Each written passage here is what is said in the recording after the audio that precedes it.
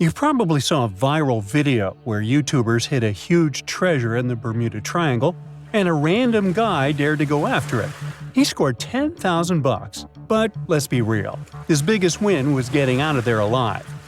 This dangerous stretch of water between Florida, Puerto Rico, and Bermuda is notorious for its chilling and unexplained events. They say that more than 50 ships and 20 airplanes have mysteriously disappeared in the Bermuda Triangle. This leads to many theories, suggesting that this area is somehow linked to mystical powers or vortices that pull objects into other dimensions. But an Australian scientist named Karl Kruszelnicki might have actually cracked the code on the Bermuda Triangle mystery. According to him, most popular legends and eerie disappearances can be explained by two main factors. The first factor is human error.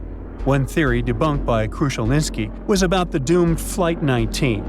Back in 1945, a group of 5 planes from the U.S. Navy took off on a routine training mission from Florida. Everything was going well until, 90 minutes into the flight, the troop commander reported that they were lost, and then, poof, they just disappeared. One of the largest air and sea searches in history was conducted to find them, but to this day, no one has found any trace of Flight 19 or the 14 men on board. What still makes people scratch their heads about this event is that the weather conditions when they took off were actually great. A relatively warm day, fluffy white clouds drifting across the sky, and a breezy wind coming from the southwest. Pretty standard for training flights, really, nothing out of the ordinary. So, what happened?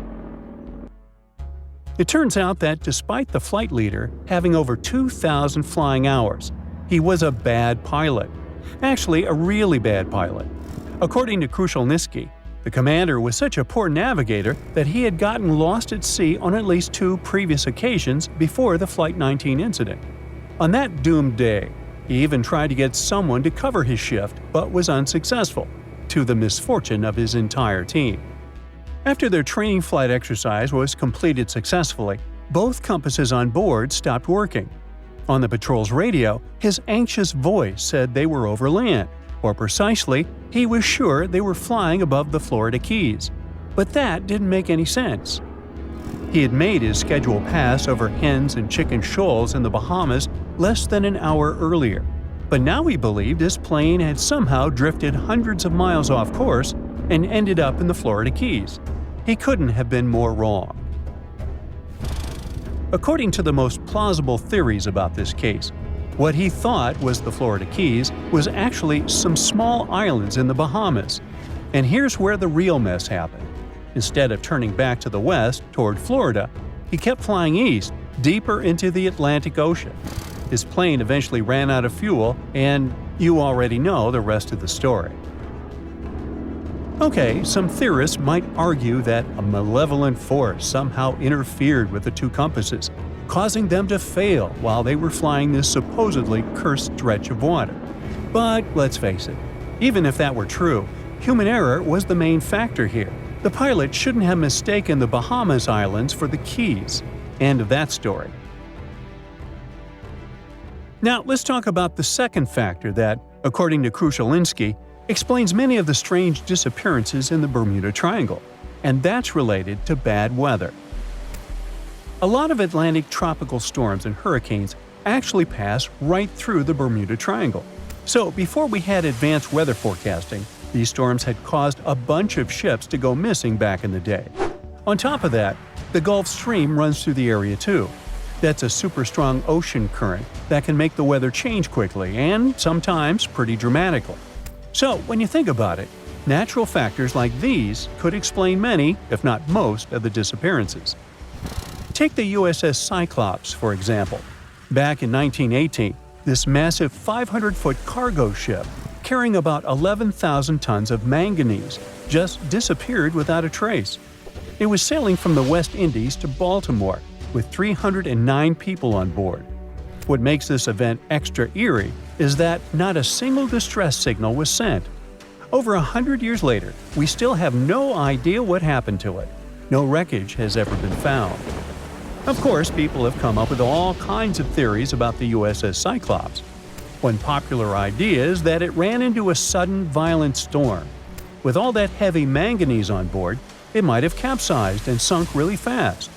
Others speculate about underwater events, like landslides or even a rogue wave. Now, this is not such a crazy theory if you think about it.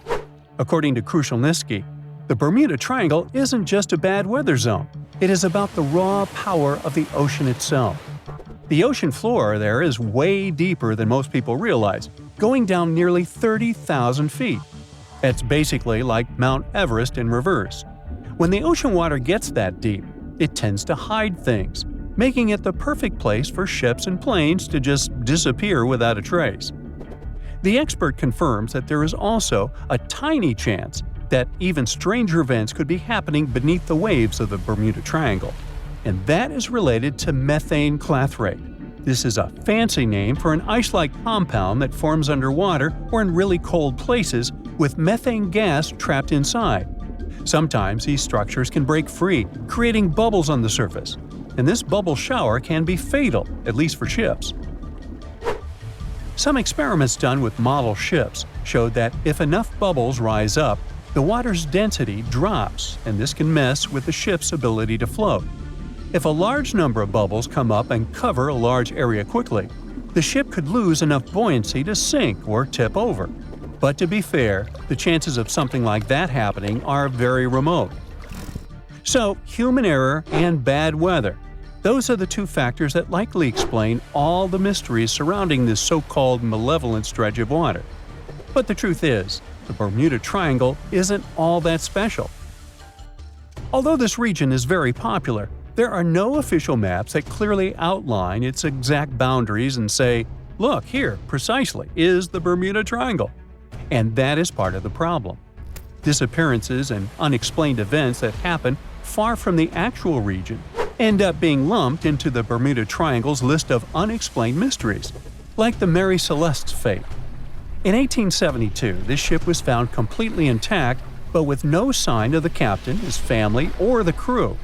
People thought, okay, creepy fact, ghost ship, so it must be related to the Bermuda Triangle. But one thing doesn't add up. The Mary Celeste was abandoned about 400 miles east of the Azores, so we're talking about a completely different part of the Atlantic. By this time, the triangle has morphed into a trapezoid to cover that huge chunk of the North Atlantic. What I'm trying to say here is that once people start believing in a danger zone, confirmation bias takes over. But the facts are that the Bermuda Triangle sees tons of daily traffic every single day, both by sea and air. And according to experts, the number of incidents that happen there is pretty much the same as anywhere else in the world, percentage-wise. Some years the number is a bit higher, some years lower, but it averages out the same.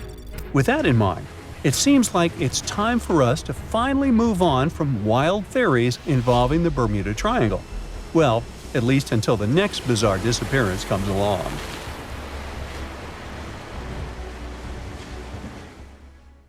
That's it for today. So hey, if you pacified your curiosity, then give the video a like and share it with your friends. Or if you want more, just click on these videos and stay on the bright side.